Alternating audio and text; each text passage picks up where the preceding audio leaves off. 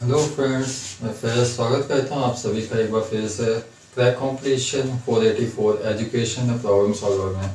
आज हम करंट से एक और टॉपिक उठाए हैं जो है आरबीआई के बारे में। जैसे कि आप लोगों को पता है कि 2023 में आरबीआई ने फिर से इन्फ्लेशन यानी कि महंगाई को कंट्रोल करने के लिए अपने रेट्स को इंक्रीज़ कर दिया है। ठीक है, तो ये सारी चीज़ें जो है यानी कि जितनी भी रेट्स होती है वो सब मॉनेटरी पॉलिसी के अंडर आती है। तो आज हम आरबीआई की मॉनेटरी पॉलिसीज़ के बारे में पढ़ेंगे। ठीक है, मॉनेटरी पॉलिसी का मतलब होता है मौद्रिक नीति या फिर वित्तीय नीति कहते हैं। अब जो हमारा भारत है यानी कि जो हमारा इंडिया है, इंडिया में पैसे को कंट्रोल करना है। तो पैसे को कंट्रोल करने के लिए भारत में दो तरीके की एजेंसी है। एक है गवर्नमेंट ऑफ इंडिया जिसे भारत सरकार कहते हैं, और दूसरी होती है आरबीआई। आरबीआई जो है ये सेंट्रल बैंक है यानी कि भारत का ये सेंट्रल बैंक है। ठीक है, जो गवर्नमेंट ऑफ इंडिया है ये भी पैसे को कंट्रोल करती है और आरबीआई ये भी पैसे को कंट्रोल करती है। ठीक है, जिस पॉलिसी के थ्रू गवर्नमेंट ऑफ इंडिया यानी कि भारत सरकार पैसे को कंट्रोल करती है उस पॉलिसी को कहते हैं फिस्कल पॉलिसी यानी कि राजकोषीय नीति। इसके थ्रू ये कैसे पैसे को कंट्रोल करती है, अगर कोई भी चीज़ के दाम बढ़ रहे हैं तो वो क्या करती है, उस पर ज़्यादा से ज़्यादा टैक्स लगाती है। यानी कि टैक्स के थ्रू भारत सरकार पैसों को कंट्रोल करती है। इसी तरीके से जो आरबीआई है सेंट्रल बैंक, ये जो आरबीआई यानी कि रिजर्व बैंक ऑफ इंडिया ये पैसे को कंट्रोल करती है। किसके थ्रू करती है, ये जिस पॉलिसी के थ्रू पैसे को कंट्रोल करती है वो है मॉनेटरी पॉलिसी। और मॉनेटरी पॉलिसी के अंडर ये दो तरीके के टूल्स का यूज़ करती है। एक होता है क्वालिटेटिव टूल्स जिसको गुणात्मक कहते हैं, और एक होता है क्वांटिटेटिव टूल्स जिसे हम मात्रात्मक कहते हैं। आपने repo rate, reverse repo rate in सब के बारे में सुना होगा। ये सारे जो रेट्स होते हैं ये सारे क्वांटिटेटिव टूल्स के अंदर आते हैं। ठीक है, तो क्वांटिटेटिव टूल्स इम्पोर्टेंट है। तो क्वालिटेटिव टूल्स में क्या आता है, अगर कैश के रूप में पैसे लिए है या गोल्ड के फॉर्म में है तो यानी कि तो वो होता है क्वालिटेटिव टूल्स। इंडिया में बहुत सारा पैसा है, ठीक है, उन पैसों को छापने का काम आरबीआई का होता है, लेकिन गवर्नमेंट ऑफ इंडिया भी पैसों को छापती है। अगर आप देखे होंगे 1 रुपए के नोट को, तो सिर्फ जो 1 रुपए का नोट होता है, 1 रुपए का जो रुपया होता है उसको छापने का काम गवर्नमेंट ऑफ इंडिया का होता है। और इसलिए 1 रुपए नोट यानी कि सारे नोट्स को अलग करके सिर्फ 1 रुपए का जो नोट है उसमें फाइनेंस सेक्रेटरी का साइन होता है। बाकी जितने भी नोट्स हैं, 1 रुपए नोट को अलग करके जितने भी नोट्स हैं उन सब में गवर्नर का साइन होता है, आरबीआई गवर्नर का साइन होता है। ठीक है, तो मेन है आरबीआई की हम मॉनेटरी पॉलिसी पढ़ रहे हैं। यानी कि जो आरबीआई है हमें इसके अलावा जो आरबीआई है ये पैसे को कंट्रोल करने के लिए मॉनेटरी पॉलिसी है इसके पास। तो जो मॉनेटरी पॉलिसी होती है यानी कि आरबीआई का जो गवर्नर होता है, यानी कि इन मॉनेटरी पॉलिसी इस मौद्रिक नीति को अपनाने के लिए आरबीआई ने 2016 में एक कमेटी का गठन किया और उस कमेटी को कहते हैं मॉनेटरी पॉलिसी कमेटी। ठीक है, यानी कि ये कमेटी बताएगी कि अगर इन्फ्लेशन बढ़ रहा है यानी कि महंगाई बढ़ रही है तो बैंकों को अपने रेट्स को कैसे कम करना है या कैसे ज़्यादा करना है या कितना करना है। ठीक है, तो इस कमेटी ने 2016 में एक कमेटी बनी जिसे मॉनेटरी पॉलिसी कमेटी कहते हैं। और इस कमेटी के अनुसार जो इन्फ्लेशन है यानी कि महंगाई दर है वो 4% से 2% के बीच में रहना चाहिए। यानी कि मिनिमम 2% और मैक्सिमम 6%, यानी कि 2 से 6% के बीच में ये दर होना चाहिए। अगर इससे बढ़ता है तो वो पूरा असर महंगाई के ऊपर पड़ेगा। यानी कि जो बैंक है उसे अपने रेट्स को 2 से 6% के बीच में रखना होता है। अगर मान लो कि कोई कंडीशन पर ये परसेंट इंक्रीज हो गया तो इसका पूरा असर किस पे आता है, इन्फ्लेशन पे आता है, यानी कि महंगाई पे होता है, ये बढ़ जाती है। ठीक है, इन्फ्लेशन बढ़ा यानी कि महंगाई कब बढ़ती है, जब डिमांड बढ़ता है। यानी कि डिमांड बढ़ गया है यानी कि महंगाई बढ़ गई है, यानी कि कैश बढ़ गया है लोगों के पास। ठीक है, तो इसका पूरा असर इस पर पड़ता है। ठीक है, यानी कि जो बैंक होता है उसको 2 से 6% के बीच में अपने रेट्स को रखना होता है ताकि महंगाई को कंट्रोल किया जा सके। अगर ये रेट्स बढ़ जाते हैं तो पूरा असर महंगाई पे पड़ता है, यानी कि लोगों की डिमांड बढ़ गई है। डिमांड बढ़ गई है यानी कि लोगों के पास ज़्यादा से ज़्यादा पैसा आ रहा है, तभी तो डिमांड बढ़ी, तो ये सारे इंक्रीज हो जाते हैं। ठीक है, इन रेट्स को क्या कहते हैं? इन रेट्स को दूसरे वर्ड्स में मॉनेटरी पॉलिसी रेट्स कहा जाता है। मॉनेटरी पॉलिसी रेट्स कहा जाता है। ठीक है, तो जितने भी रेट्स होते हैं, तो ये जो मॉनेटरी पॉलिसी कमेटी होती है, इसका जो हेड होता है वो कौन है? RBI governor. अगर हम प्रेजेंट की बात करें तो प्रेजेंट में आरबीआई के गवर्नर शक्तिकांत दास हैं। इंडिया के क्या 25th गवर्नर हैं। ठीक है, इनसे पहले यानी कि 24वें नाम गवर्नर कौन थे? उर्जित पटेल थे। ठीक है, तो सबसे पहले हमें ये पढ़ने से पहले हमें आरबीआई के बारे में पता होना चाहिए।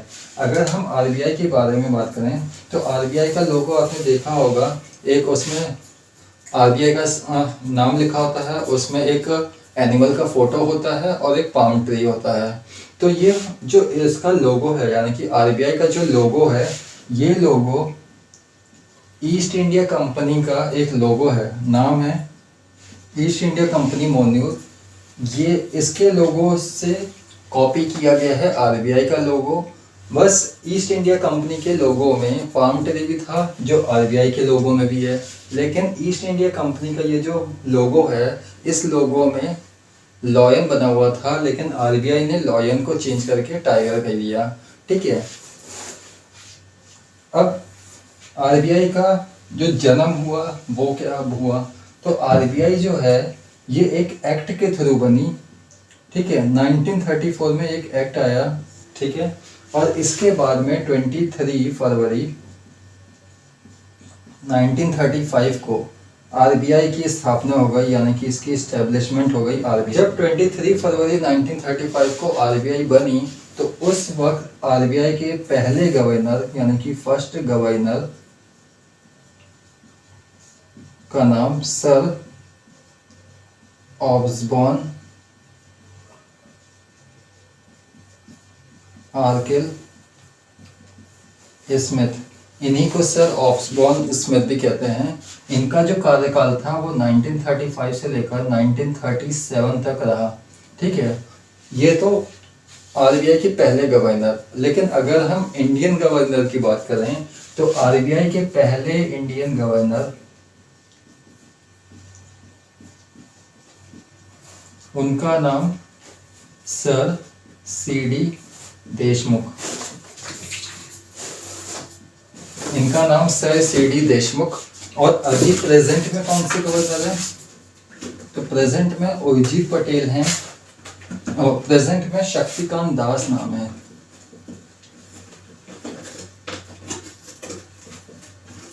शक्तिकांत दास ये प्रेजेंट में आरबीआई के गवर्नर हैं। इनसे पहले 24 नंबर के जो गवर्नर रह चुके हैं उनका नाम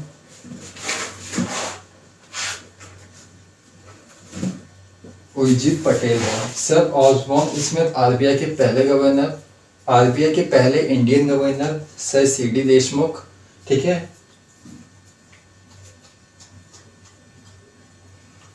इसके अलावा अभी जो प्रेजेंट में गवर्नर हैं वो हैं 25 नंबर के शक्तिकांत दास और 24 नंबर पे उर्जित पटेल।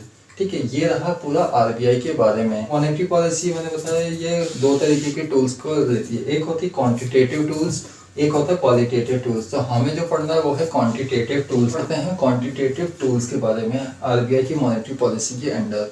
आप लोग को बोर्ड्स पे दिख रहा होगा, ये 8 टूल दिख रहे होंगे। ठीक है, नाम है पहला रेपो रेट, फिर रिवर्स रेपो रेट, एमएसएफ इसको कहते हैं मार्जिनल स्टैंडिंग फैसिलिटी।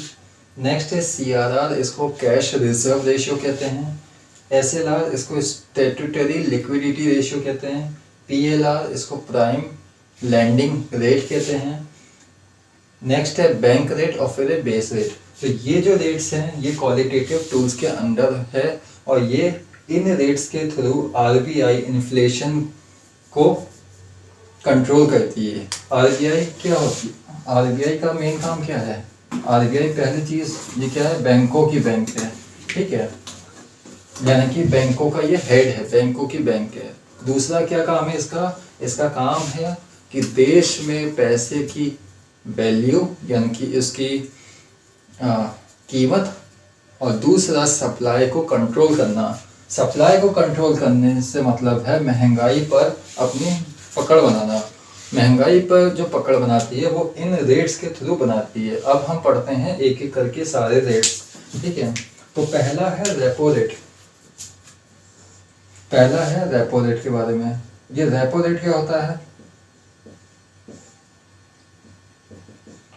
देखो, रेपो रेट का मतलब क्या होता है कि मान लो आरबीआई है, ठीक है, ये और ये है जनता,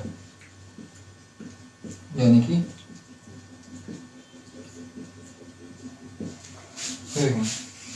रेपो रेट का मतलब क्या होता है कि मान लो ये है आरबीआई, ठीक है, ये है कोई कमर्शियल बैंक, मान लो एसबीआई हम ले लेते हैं, ठीक है, और ये हो गए कस्टमर।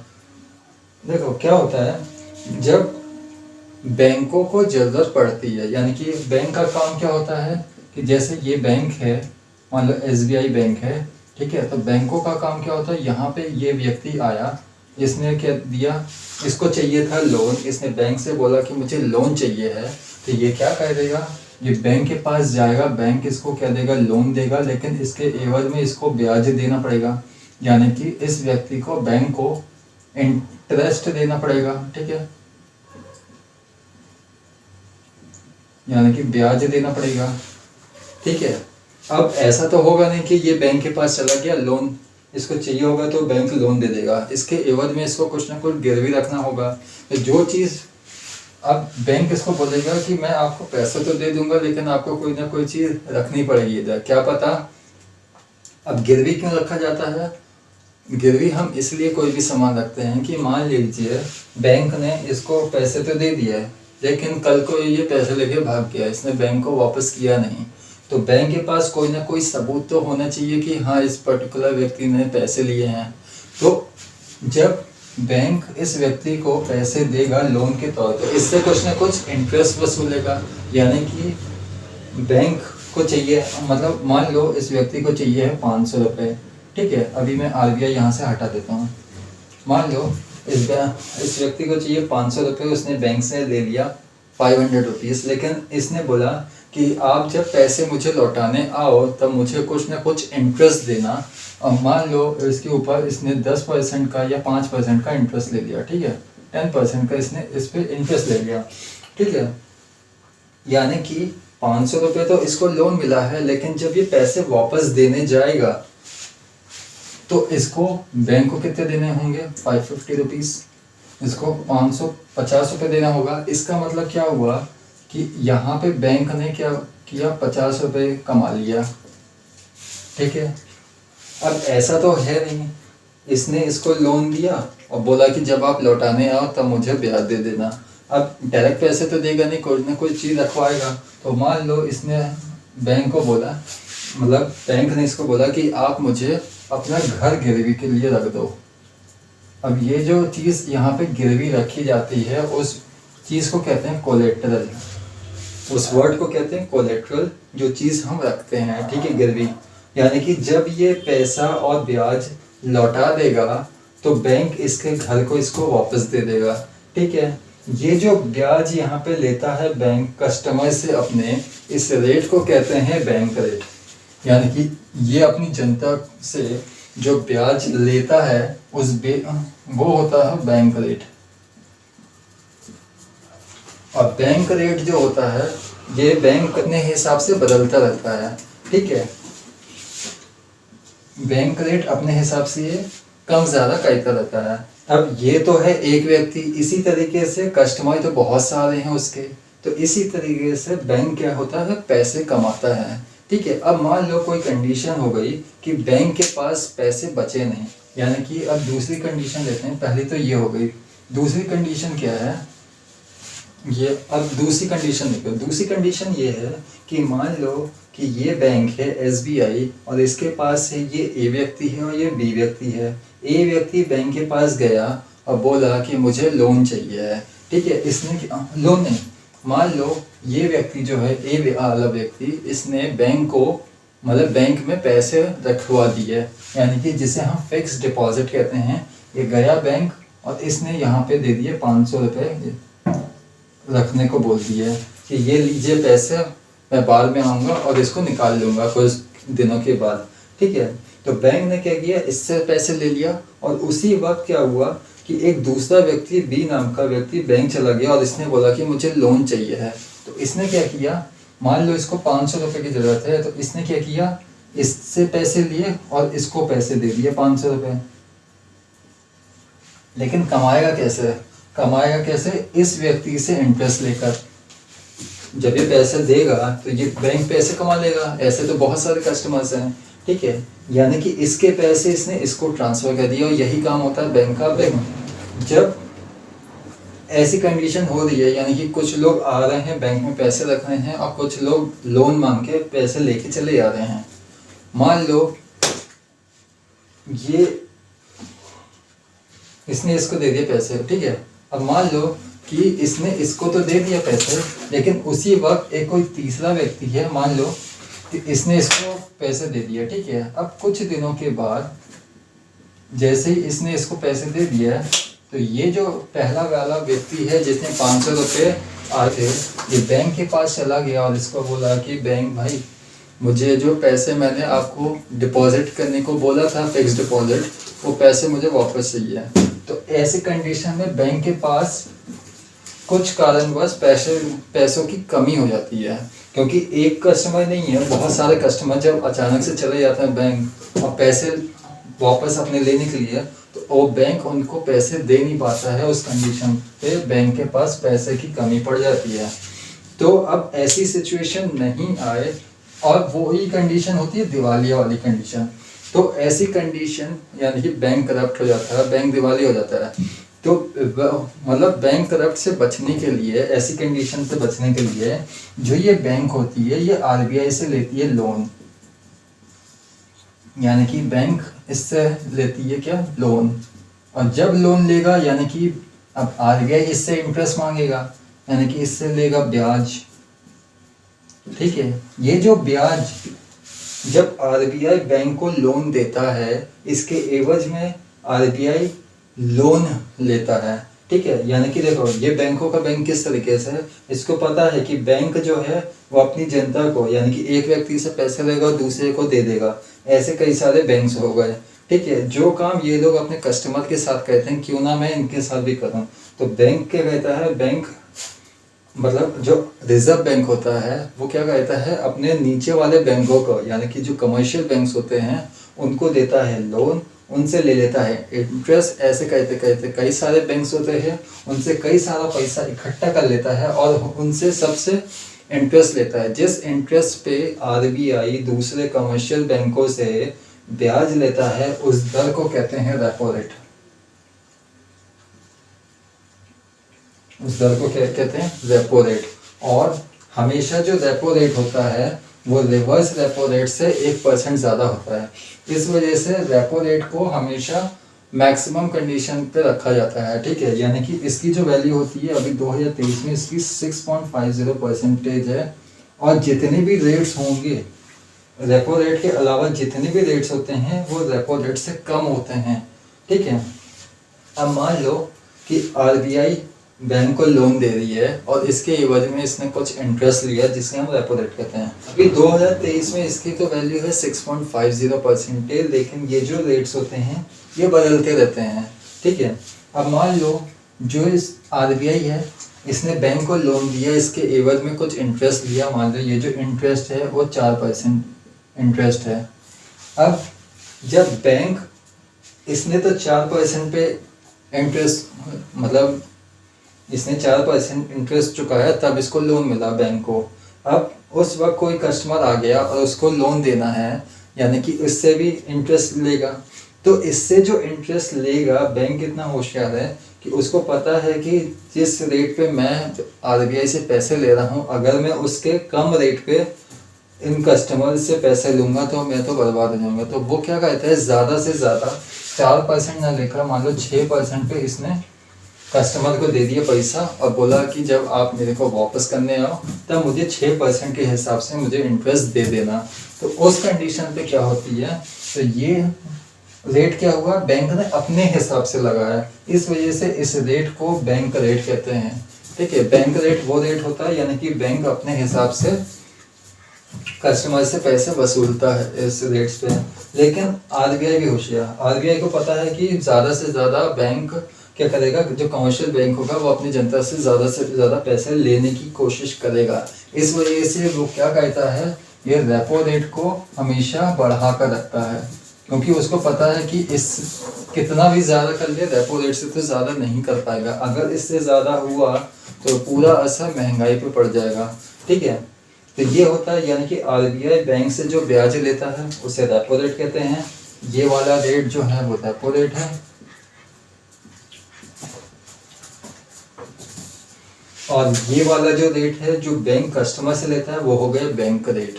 ठीक है, बैंक रेट बैंक अपने हिसाब से लगाता है, लेकिन पूरा ध्यान रेपो रेट पर करता है। अगर रेपो रेट की वैल्यू कम हो गई, इसकी वैल्यू कम हो गई, तो इसको ज़्यादा से ज़्यादा ही रखता है। मान लो अभी तो 6% पे इससे ले रहा है, मान लो इसकी वैल्यू 7% हो गई, 7% पे आरबीआई इसको इंटरेस्ट दे रहा है और 6% पे कस्टमर से, तो ऐसी कंडीशन में बैंक दिवालिया हो जाता है यानी कि बैंकरप्ट हो जाता है। ठीक है, तो ये होता है रेपो रेट और बैंक रेट। अच्छा, अब एक कंडीशन और होती है और वो ये होती है कि मान लो जिस तरीके से बैंक जब कस्टमर को पैसे देता है तो इसके एवज में कस्टमर से कुछ ना कुछ चीज़ें गिरवी रखवाता है, ताकि बैंक को भी पता होता है कि इस व्यक्ति ने, मान लो इसने अपना घर गिरवी रखा है तो ये घर लेने तो वापस आएगा, और जब लेने आएगा तो हम इससे पैसे ले लेंगे जो हमने इसको वापस दिया है।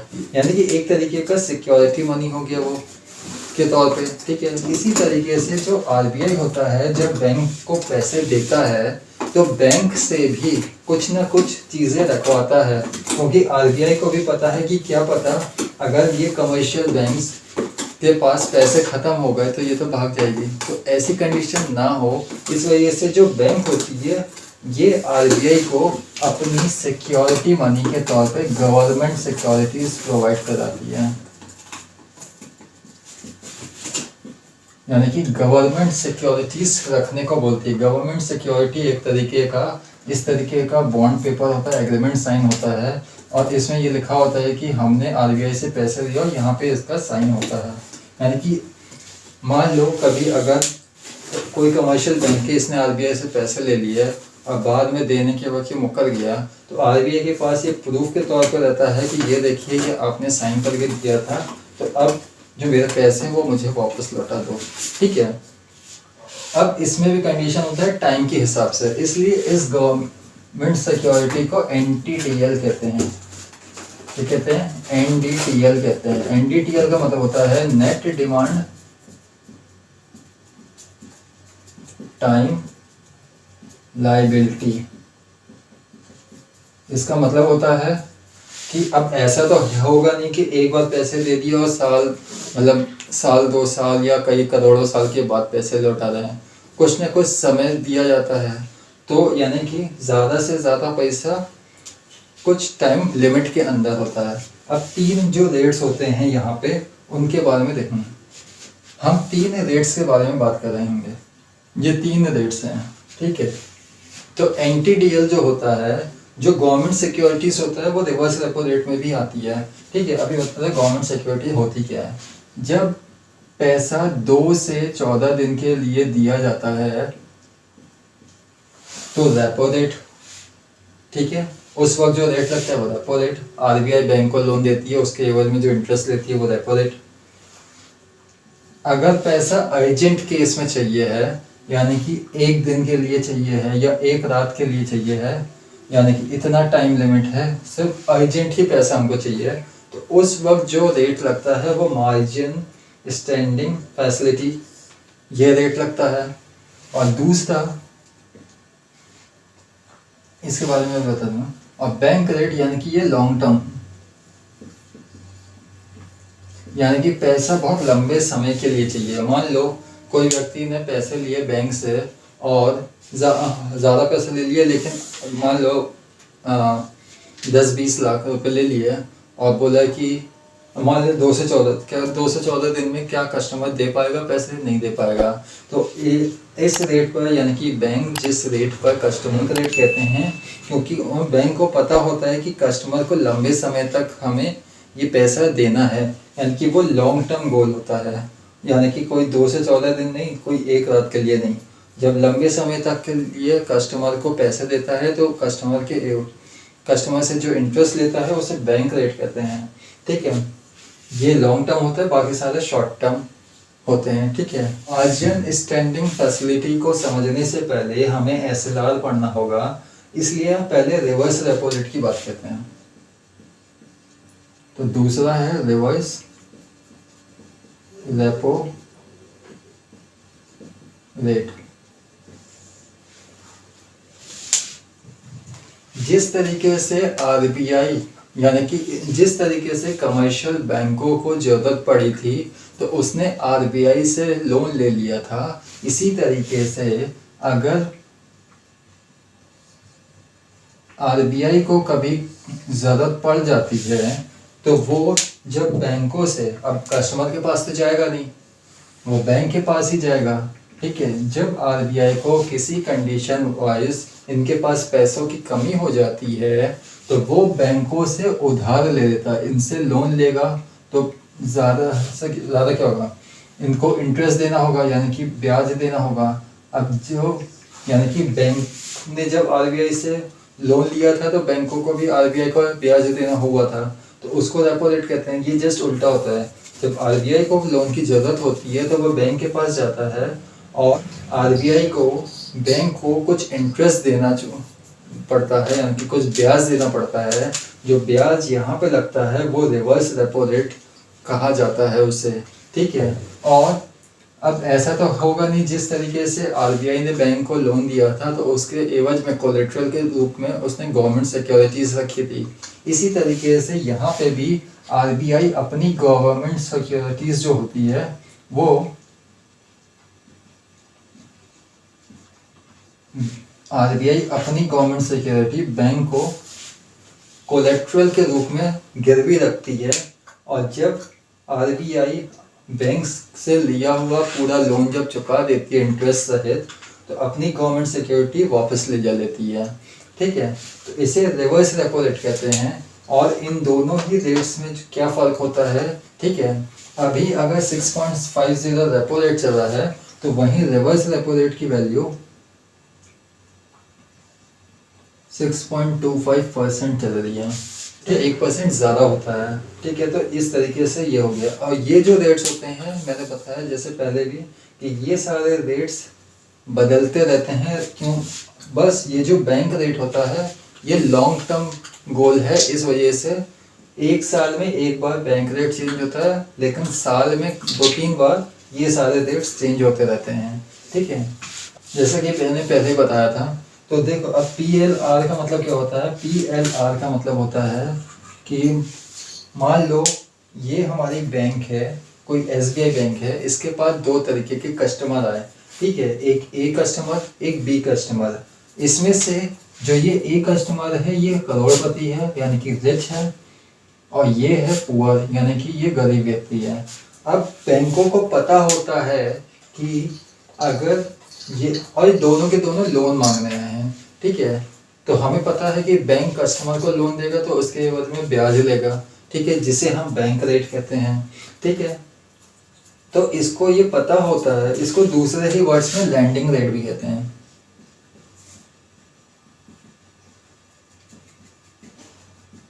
इसको दूसरे वर्ड्स में लैंडिंग रेट भी कहते हैं।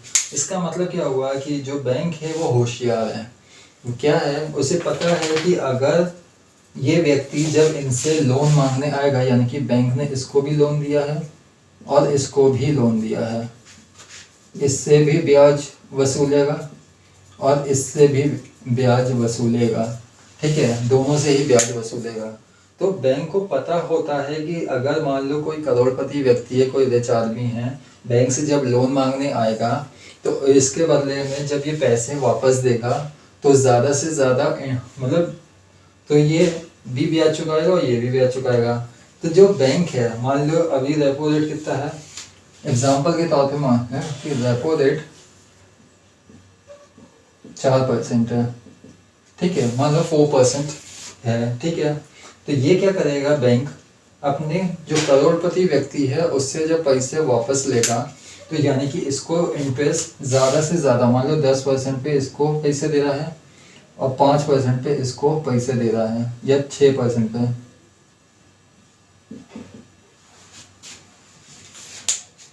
दो व्यक्ति, ये रेपो रेट मान लो 4% है, मान लो रेपो रेट है 4%, ठीक है। इससे ज़्यादा पैसा, अगर ये पैसा कौन सा होता है, ये कौन सा रेट होता है, जब बैंक आरबीआई से लोन लेता है तो उसके एवज में जो इंटरेस्ट चुकाता है वो रेपो रेट होता है। यानी कि 4% पे वो आरबीआई को लोन चुका रहा है, यानी कि इंटरेस्ट चुका रहा है। तो उससे ज़्यादा अगर पैसा देगा कस्टमर्स को तभी तो उसकी कमाई होगी। तो क्या होगा, इसके पास दो तरीके के कस्टमर आए, एक आया रिच, एक आया पुअर। जब ये रिच कस्टमर आया तो इसको पता है एसबीआई को, यानी कि बैंक को, कि अगर हम रिच से ज़्यादा ब्याज लेंगे तो ज़्यादा से ज़्यादा मुनाफा होगा। तो इसलिए वो क्या कहता है, अपने जिस कस्टमर से ज़्यादा ब्याज वसूलता है वही व्यक्ति इसके लिए प्राइम व्यक्ति होता है। प्राइम यानी कि मुख्य, ठीक है, प्राइम व्यक्ति होता है, यानी कि मुख्य व्यक्ति होता है। यानी कि इससे हम कितना भी ब्याज चुका लें ये तो पे कर देगा। लेकिन वहीं जहाँ पे पुअर व्यक्ति, अगर ये गरीब व्यक्ति अगर बैंक के पास चला गया लोन मांगने, तो इसके एवज में जो इंटरेस्ट वसूलेगा वो मान लो 6% वसूल रहा है, 4 से तो ज़्यादा है लेकिन 6% पे वसूल रहा है। इससे 10% क्यों नहीं कर सकता, क्योंकि इसको भी पता है बैंक को कि ये व्यक्ति इतना परसेंट तो दे ही नहीं पाएगा, यानी कि ये गरीब है। तो ये क्या कहता है, अपने प्राइम व्यक्ति से ज़्यादा ब्याज वसूलता है और इसी चीज़ को प्राइम लैंडिंग रेट कहते हैं। यानी कि वो व्यक्ति, वो करोड़पति व्यक्ति जो बैंक को ज़्यादा से ज़्यादा मुनाफा दे, ज़्यादा से ज़्यादा इसको कमाई का ज़रिया बने, और वो व्यक्ति प्राइम, उसको जो दर होता है, यानी कि उस व्यक्ति को जिस दर पे दिया जाता है ब्याज, वो होता है प्राइम लैंडिंग रेट, ठीक है। तो ये प्राइम लैंडिंग रेट, ये वाला व्यक्ति, ये वाला, इसको जो रेट मिलेगा प्राइम लैंडिंग रेट, लेकिन इस व्यक्ति को जिस ब्याज पे मिलेगा वो होता है बैंक रेट। बेस रेट का मतलब सिंपली ये होता है कि बैंकों को अपनी जो बेस होता है उसको 2 से 6% के बीच में रखना होता है। जिस तरीके से मॉनेटरी पॉलिसी कमेटी ने बताया है इन लोग को, जितना भी है वो रेट उसके हिसाब से रखना होता है। 4% ±2% इतना रखना होता है। रेपो रेट से हिसाब होता है, इसके हिसाब पैसे रखना होता है। अगर ये बढ़ गया तो मैंने बताया महंगाई बढ़ेगी, यानी कि कैश बढ़ गया, डिमांड बढ़ जाएगी, ठीक है। तो यानी कि वो सब बढ़ जाएगा। तो इन्फ्लेशन को कम से कम रखने के लिए बैंकों को अपने जो रेट्स होता है वो कम से कम रखना पड़ता है, मतलब इसके बीच में रखना होता है। इसको हम बेस रेट कहते हैं। और ये आरबीआई है, ठीक है। अब बैंक जो होगा ये आरबीआई को भी लोन देगा रिवर्स रेपो रेट की कंडीशन में, ठीक है। और बैंक जो होगा वो कस्टमर को भी लोन दे रहा है, यानी कि बैंक के पास इतना तो पैसा होना चाहिए ना कि मान लो अगर कोई कंडीशन आ गई कि बैंक के पास कोई पैसा बचा ही नहीं, तो उस कंडीशन में क्या होगा, बैंक दिवालिया हो जाएगा, ठीक है। जो कंडीशन मैंने बताई थी ए और बी वाली, कि ए वाले कस्टमर ने इसमें बैंक में पैसा जमा किया और इसने क्या किया, बी को पैसे दे दिया, लेकिन उसी कंडीशन में ए वाला वापस आ गया और अपने पैसों को, मान लो इसके घर पे कुछ हो गया और ए वाला जो पैसे जमा करा है बैंक में वो वापस लेने आ गया, तो उस कंडीशन में एक मतलब बैंक में तो कोई पैसा बचा नहीं, क्योंकि इसने क्या किया, इसके पैसे आगे पहुंचा दिया और उससे भी ब्याज कमा लिया, इससे तो ब्याज कमाएगा ही, और यहाँ पे ये पैसे कमा रहा है। टोटल जो डिपॉजिट्स है उसका कुछ हिस्सा मेरे पास जमा करवा दो, ताकि अगर ऐसी कंडीशन कभी बनती है कि बैंकों के पास पैसा नहीं है, यानी कि वो दिवालिया होने की कंडीशन आ गई बैंकरप्ट वाली, तो उससे आप बच सको। तो यानी कि कमर्शियल बैंक्स के कुल धन का कुछ हिस्सा आरबीआई में जमा कराना पड़ता है। जिस रेट पर ये होता है उसे CRR यानी कि कैश रिजर्व रेशो कहते हैं। ठीक है, बैंकों का कुछ हिस्सा आरबीआई में जब जमा कराते हैं तो इसको कैश रिजर्व रेशियो कहते हैं। ये होता है CRR। ठीक है, जिस तरीके से कैश रिजर्व रेशियो यानी कि CRR में आरबीआई ने बोला था कि बैंकों से कि आपका जो कुल धन है यानी कि जो टोटल डिपॉजिट है उसका कुछ परसेंट आप आरबीआई में जमा करवा दो, ताकि अगर कभी कंडीशन बनती है कि आपके पास पैसे ख़त्म हो गए हैं या महंगाई कुछ ज़्यादा बढ़ गई है या दिवालिया होने की कंडीशन आ गई है, तो उस पैसे में आपको वापस लौटा दूंगा ताकि आप इस सिचुएशन से निकल सको। वो कैश रिजर्व के तौर पे था, यानी कि कैश देना पड़ता था। SLR में क्या होता है कि आरबीआई कहता है होता तो CRR जैसा ही होता है, लेकिन इसमें क्या होता है कि आरबीआई कहता है कि मान लीजिए आपके पास कैश नहीं है, तो भी आप मेरे पास कैश के तौर पे यानी कि लिक्विड कैश दे दो या फिर गोल्ड के फॉर्म में दे दो। गोल्ड यानी कि अगर आप डायरेक्ट कैश नहीं देना चाहते हो तो आप मुझे ऑनलाइन कैश दे दो, गोल्ड दे दो, सोना, फॉरेक्स यानी कि फॉरेन एक्सचेंज, बिल्स के फॉर्म में दे दो, बॉन्ड्स दे दो, गवर्नमेंट सिक्योरिटीज़ के रूप में दे दो पैसे। इस तरीके से जब इन चीज़ों को आरबीआई में रख देते हैं तो इसे कैश रिजर्व रेशियो कहते हैं। इसमें लिक्विडिटी वाला टर्म आता है। लिक्विडिटी का मतलब होता है यही सारी चीज़ें। अब दोनों में क्या होता है, तो अभी जो SLR चल रहा है वो है 18% पर, और ये ज़्यादा से ज़्यादा ही होता है। अब दोनों में फ़र्क क्या होता है, CRR और SLR कौन सा अच्छा है? तो अच्छा तो है CRR। ये क्यों नहीं है अच्छा? इसलिए नहीं है क्योंकि देखो, ज़रूरी नहीं लोगों के पास पैसा हमेशा ज़्यादा से ज़्यादा ही रहे। ठीक है, महंगाई बढ़ने के कारण लोग क्या करेंगे, कम खर्च करेंगे। तो यानी कि कैश तो मात्रा ख़त्म, ये बढ़ सकती है। गोल्ड की मात्रा मान लो ज़्यादा हो गई, बढ़ गई, तो क्या लोग जो होंगे वो गोल्ड के फॉर्म में पैसों को जमा करेंगे? नहीं करेंगे। ठीक है, और मान लो फॉरेन रिजर्व भी बढ़ गया, तो यानी कि ये जो कंडीशन होती है ये इतना कारगर साबित नहीं होती है, इसलिए हमेशा ये ज़्यादा ही होती है 18% पे। ठीक है, तो ये होता है SLR। अब इसी से MSF भी निकलता है। इन चीज़ों को मिला के हम कहते हैं SLR की कोटा। SLR कोटा कहते हैं इसको, SLR कोटा सिक्योरिटी कहते हैं इन सबको मिला के। ठीक है, ये तो होता है SLR quota security. Reserve repo rate मतलब रिवर्स रेपो रेट, इस कंडीशन में भी SLR कोटा सिक्योरिटी ही लगती है, और सॉरी SLR कोटा सिक्योरिटी नहीं लगती है। MSF क्या होता है, मार्जिनल स्टैंडिंग फैसिलिटी। उसमें क्या होता है कि जब बैंकों को पैसा चाहिए होता है वो आरबीआई से पैसा लेती है और इमरजेंसी कंडीशन पे लेती है। वैसे तो 2 से 14 दिन के अंदर ही लेना पड़ता है। यानी कि मान लो बैंक ने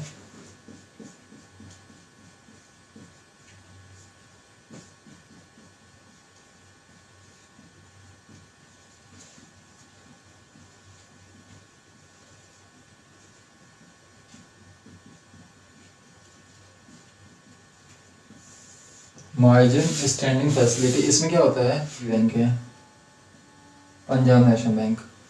ठीक है, तो देखो जब आरबीआई बैंक को लोन देती है, ठीक है, तो इसको इसके एवज में कुछ रेट देना होता है। ठीक है, तो इसको क्या कहते हैं, रेपो रेट। अब रेपो रेट मैंने जैसे पहले बताया कि 2 से 14 दिन के अंदर पैसों को वापस देना पड़ता है इंटरेस्ट के साथ, और इस कंडीशन में बैंक अपनी गवर्नमेंट सिक्योरिटीज यहाँ पे रख देती है। ठीक है, अब ये तो हो गया 2 से 14 दिन के अंदर। लेकिन मान लो बैंक के पास आ गई इमरजेंसी, यानी कि बैंक के पास कई सारे कस्टमर एक साथ आ गए। अब वो बोल रहे हैं बैंक को कि मैंने जो पैसा आपके पास जमा कराया था वो मुझे चाहिए। अब एक व्यक्ति होता तो उसको वो टाल देते, लेकिन बहुत सारे आ गए, ठीक है। तो ऐसी कंडीशन में पे बैंक के पास आ गया प्रेशर, वो पैसे लाएगी कहाँ से, यानी कि उसको चाहिए, इमरजेंसी में पैसे चाहिए है।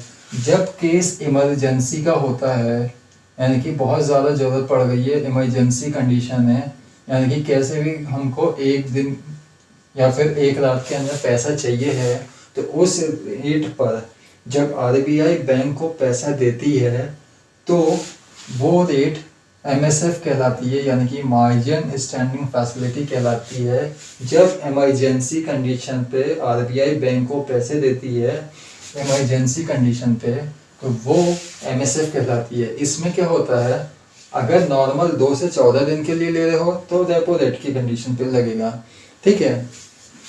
यानी कि ये कितना है अभी 6.50%, यानी कि नॉर्मल कंडीशन पे लेते तो 6.5% इंटरेस्ट देना होता, लेकिन क्योंकि इमरजेंसी कंडीशन पे ले रहे हैं, एमएसएफ पे ले रहे हैं, तो यानी कि इस कंडीशन में रेपो रेट काम नहीं आएगा, क्योंकि हमें इमरजेंसी में पैसे देना होगा, यानी कि आरबीआई को पैसे देना होगा इमरजेंसी कंडीशन में। तो उस वक्त वो रेपो रेट में ना देकर एमएसएफ पे देगी, और एमएसएफ में हमेशा जो रेट होगा, यानी कि एमएसएफ पर जो रेट होगा, जितना भी रेपो रेट होगा उससे कुछ x% ज़्यादा पैसे इंटरेस्ट के रूप में वसूलेगी आरबीआई। तो यही होता है एमएसएफ, यानी कि जब आरबीआई ने बैंक को लोन दे दिया तो जिस ब्याज पे दिया, जो ब्याज वसूलेगी वो 6.5% अभी जो चल रहा है रेपो रेट पे वसूलेगी। लेकिन इमरजेंसी कंडीशन पे मान लो एक दिन या एक रात में ही इसको पैसे चाहिए, ताकि अगली सुबह जो भी कस्टमर आए हैं उनको पैसे देकर छुट्टी करें, ठीक है। तो वैसी कंडीशन में जब एक रात या एक दिन की बात होती है, तो आरबीआई जब बैंक को लोन देती है एक रात या एक दिन में, तो उस पे जो रेट लगता है, तब रेपो रेट न लग के एमएसएफ लगता है। और एमएसएफ क्या होता है, रेपो रेट क्या होता है, 2 से 14 दिन के अंदर, एक दिन है तो रेपो रेट न लगकर इससे कुछ x% ज़्यादा ही पैसे लगाती है आरबीआई, इसको एमएसएफ कहते हैं। और ये जो यहाँ पे जो ये x% है, ये आरबीआई के हिसाब से चेंज होता रहता है, ठीक है। तो ये है एमएसएफ के बारे में, एसएलआर बता दिया, एमएसएफ बता दिया। ये सारे क्वांटिटेटिव टूल्स का यूज़ करके आरबीआई अपनी मॉनेटरी पॉलिसी को बढ़ाती है, मतलब